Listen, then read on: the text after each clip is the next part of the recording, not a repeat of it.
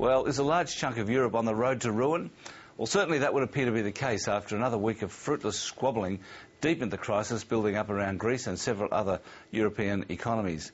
So can the bullet be dodged, and does it really matter if any country defaults? I asked Westpac's Global Head of Fixed Income Strategy, Russell Jones. Russell, interesting point in your note this week. The countries don't actually get out of a debt crisis by fixing their budgets or by growing their economy. That actually doesn't happen. It's a very rare occurrence, but typically what you tend to see is a sort of cocktail of responses in policy.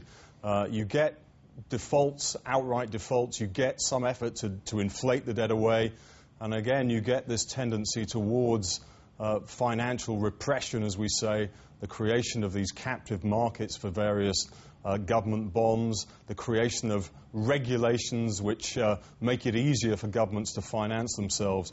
You get some kind of mixture of these. There's plenty of examples of that over the post-war period.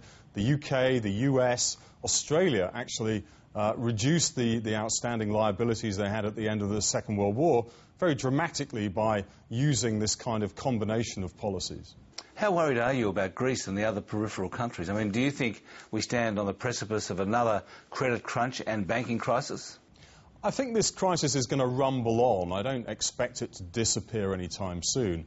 I think the policy response from European governments is, how shall I put this, incremental at best. It's a very unwieldy process. And we're not going to get a panacea, if you like, a sudden response that solves the whole problem. So I think one has to be worried. I think ultimately, though, the message of history is that at least one of these economies will end up with an outright default, perhaps more than one.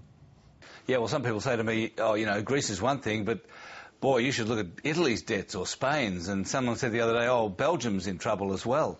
Isn't that right? I think there's more than a grain of truth. You know, the situation in Ireland and Portugal is very grim. Spain appears to have been sucked back into the crisis over recent weeks, and Italy has had this very high level of outstanding government debt for many, many years.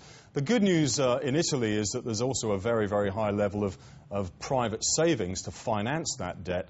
But the Italian economy has got some big underlying problems in terms of competitiveness and so on.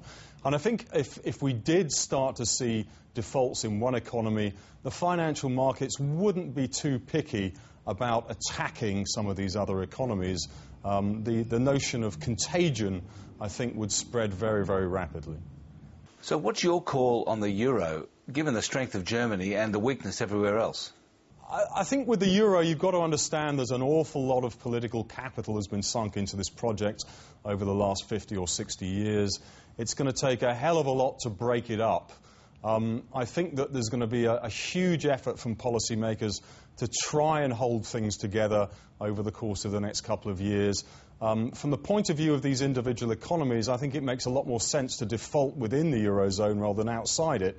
I think that the problems they would encounter would probably be even more dramatic and even more painful for their respective populations if they exited the Eurozone anytime soon.